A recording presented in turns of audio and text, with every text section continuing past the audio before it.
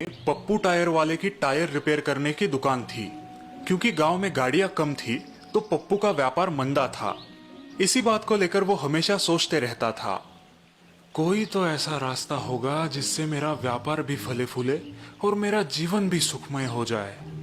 एक साल बाद पप्पू की शादी पिंकी से हुई और वो उसे अपने घर ले आया। पप्पू बहुत खुश था, लेकिन उसे अब भी व्यापार बढ़ाने की चिंता थी। हे भगवान, अब आप ही कोई रास्ता दिखाइए। पहले तो मैं अकेला था, अब तो मुझे पिंकी का भी अच्छे से ख्याल रखना है। शादी के बाद पप्पू रोज की तरह सुबह सुबह दुकान के लिए निकल जाया करता था। दोपहर के समय पिंकी पप्पू के लिए खाना लेकर दुकान पर आया करती थी। एक दिन वो दुकान पे आई। हाय दैया, क्या हुआ, क्या हुआ? मेरे पैर में कील घुस गई है। पप्पू ने बड़े आराम से कील निकालने की कोशिश की। अरे अरे, जरा आराम से। अरे सब्र रखो, अभी निकाल दूंगा। ओह, कुछ नहीं, निकल गई। कितनी बार तुम्हें कहा है कि दुकान पर आओ तो पैरों में चप्पल पहना करो। अगर तुम्हारे पैर की जगह टायर होता तो पूरी हवा निकल जाती। ऐसे बोलते ही पप्पू को एक नया प्लान सूझा। हाँ हाँ, अब आप खाना खा लीजिए। वो मैं खा लूंगा, तुम घर जाकर इस पे लेप लगाओ। ठीक है जी। पिंकी घर के लिए निकल पड़ी और पप्पू अपने नए प्लान के बारे में सोचने लगा। अगर मैं हर दिन एक दो गाड़ी पंक्चर करके खुद बनाऊं तो मुझे अच्छा खासा मुनाफा होगा। हाँ, बढ़िया है। पप्पू दुकान से निकला और सीधा रास्ते पर पहुंचा, जहां रास्ता उबड़ खाबड़ था। बस यही तो मुझे चाहिए। पप्पू वहां से सीधा एक हार्डवेयर की दुकान में गया। वहां उसने कुछ कील खरीद ली। अगले दिन पप्पू सूरज निकलने से पहले ही उठा और कील लेकर घर से बाहर निकल पड़ा। उसने रास्ते पर अलग अलग जगह कील डाल दिए और वहां से निकल गया। आज जब पप्पू दुकान पर पहुंचा तो वो बहुत उत्सुक था, ये जानने के लिए कि उसका प्लान चल रहा है या नहीं। कुछ ही देर में एक गाड़ी वहां आई। शायद पंक्चर है, मैं देखता हूं साहब। पप्पू ने खुशी खुशी उस टायर को खोला, पंक्चर रिपेयर किया, जिससे उसे 50 रुपए मिल गए। कुछ देर बाद एक दूसरी गाड़ी आई और फिर तीसरी। आज पप्पू को अपने प्लान पर बहुत गर्व हो रहा था। पप्पू ने सारे टायर्स बना दिए और फिर आमदनी गिनने लगा। आज तो 200 रुपए मिले। ऐसा ही चलता रहा तो बहुत जल्द ही मैं अमीर बन जाऊंगा। एक हफ्ते बाद गाड़ियां आना कम हो गई। लगता है सारे कील खत्म हो गए। कल वापस डालने पड़ेंगे। पप्पू ने वापस कील खरीदे और घर गया। अगली सुबह जब वो पथरीले रास्ते पर कील डाल रहा था, तभी एक गाड़ी चालक ने उसे देख लिया। अबे रुक, धोखेबाज कहीं के। वो गाड़ी चालक पप्पू के पीछे भागने लगा और उसने पप्पू को पकड़ लिया। उसने पप्पू को गांव की पंचायत के सामने पेश किया। यह आपके गांव का पंक्चर वाला धोखेबाज है। ये रास्तों पर खुद ही कील डालता है और पंक्चर निकालकर पैसे लूटता है। क्या? आज मैंने खुद इसे रंगे हाथ पकड़ा है और ये देखिए, इसके पास ये कील की थैली भी है। वही मैं बोलूं, मेरी गाड़ी रोज पंक्चर कैसे हो जाती है? हाँ हाँ, ये धोखेबाज है। इसे पुलिस के हवाले कर देना चाहिए। नहीं नहीं, ऐसा मत करो, मुझसे गलती हो गई। अधिक पैसे कमाने की लालच में मैंने ये सब किया, मुझे माफ कर दो। क्योंकि ये तुम्हारी पहली गलती है, इसलिए मैं तुम्हें माफ कर रहा हूँ। लेकिन आइंदा अगर ऐसा कुछ हुआ तो तुम सीधा हवालात में नजर आओगे। पप्पू सरपंच के पैरों में गिर गया। अगर पप्पू ये सब ना करता तो गांव में उसकी इतनी थू थू ना होती। पप्पू के लालच की वजह से वो गांव वालों की नजरों में गिर गया। इसलिए कहते हैं, लालच बुरी बला है।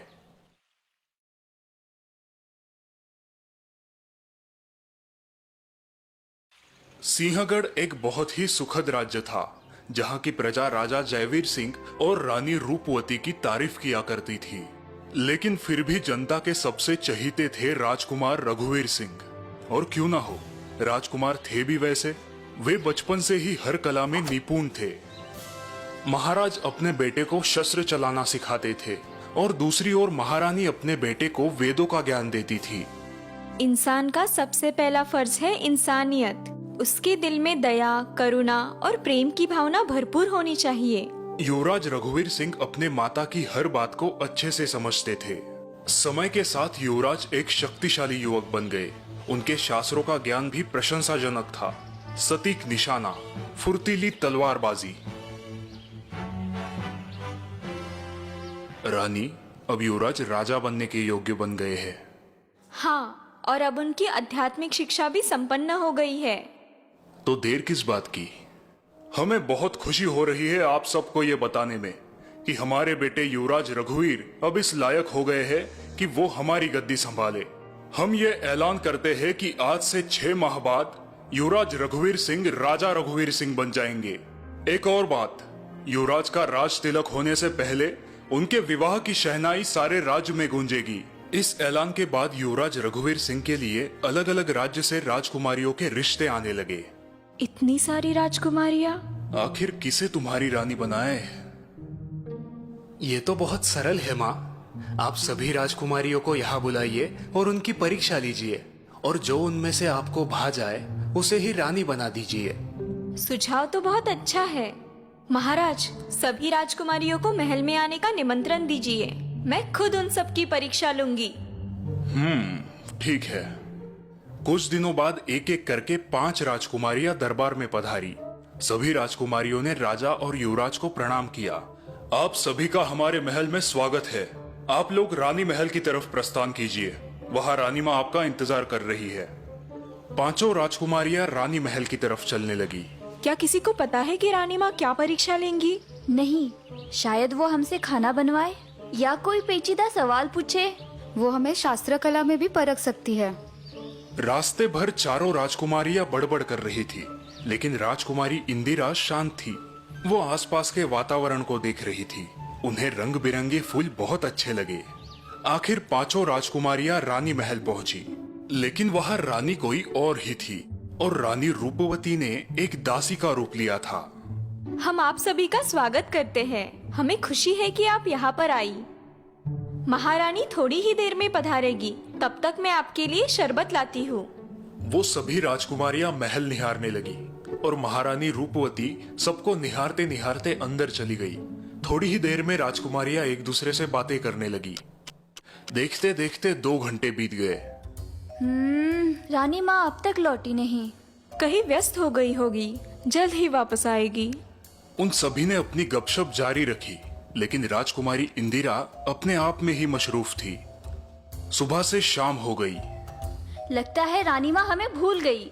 क्या हमें यहाँ अपनी बेइज्जती कराने बुलाया है? इतना गुस्सा मत करो, शायद वो हमारी परीक्षा लेने की तैयारी कर रही हो। तभी दासी बनी हुई रानी फिर वहां आई। रानी माँ ने आप सभी के लिए एक संदेश भेजा है। ये सुनकर सभी राजकुमारियां दासी के पास चली गई। उन्होंने कहा है कि मैं आप सबको ये शरबत पिलाऊं, तब तक आप उनका इंतजार कीजिए। इंदिरा को छोड़कर सभी राजकुमारियां दासी को घूरने लगी, और दासी के रूप में आई रानी ने जानबूझकर वो शरबत सभी राजकुमारियों के कपड़ों पर गिरा दिया। अरे, अंधी हो क्या? दासी होकर काम करना भी नहीं आता। मेरी इतनी महंगी ड्रेस खराब कर दी। अब तुम गई काम से। मनसा दासी की ओर बढ़ ही रही थी कि इंदिरा बीच में आ गई। रुक जाओ मनसा, उन्होंने ये जानबूझकर नहीं किया, गलती से हुआ होगा। तुम्हारी ड्रेस महंगी नहीं है इसलिए। अब मैं रानी माँ के सामने परीक्षा कैसे दूंगी? मैं इस दासी को तो नहीं छोड़ूंगी। न जाने रानी माँ ने कैसी दासी रखी है। जैसी रानी वैसी दासी। तुम सब लोग इतनी छोटी सी बात पर इतना अनाप शनाप क्यों बोल रही हो? तुम तो चुप ही बैठो। इतने घंटों से हमें यहाँ बिठाकर ये रानी हमारी बेइज्जती कर रही है। समझ नहीं आता कौन सी परीक्षा के लिए बुलाया है। वही परीक्षा जो तुम हार चुकी हो। परीक्षा खत्म हुई और परीक्षा सिर्फ राजकुमारी इंदिरा ने पार की। तुम सबकी सब बहुत सुंदर हो, लेकिन रानी बनने के लिए दिल भी बड़ा चाहिए, सिर्फ सौंदर्य नहीं। मैं रानी रूपवती हूँ और मैंने अपनी बहू चुन ली है। राजकुमारी इंदिरा बनेगी मेरे बेटे रघुवीर सिंह की पत्नी। आप सब अपने अपने घर वापस जा सकती है। चारों राजकुमारियों का मुंह छोटा हो गया और वो वहां से चली गई। रानी रूपवती ने अपनी होने वाली बहू को एक सोने का हार पहनाया और अपनी बहू के साथ ढेर सारे तोहफे भी भेजे। 2 महीने बाद युवराज रघुवीर सिंह और राजकुमारी इंदिरा का विवाह हो गया और विवाह के 4 महीने बाद युवराज को राजा बना दिया गया और युवरानी इंदिरा बन गई रानी इंदिरा। राजा रघुवीर सिंह और रानी इंदिरा को पाकर उनकी प्रजा बहुत खुश थी, क्योंकि वो दोनों राजा जयवीर सिंह और रानी रूपवती के प्रतिबिंब थे। इसीलिए दोस्तों कहते हैं कि इंसानियत ही सबसे बड़ी नीति होती है।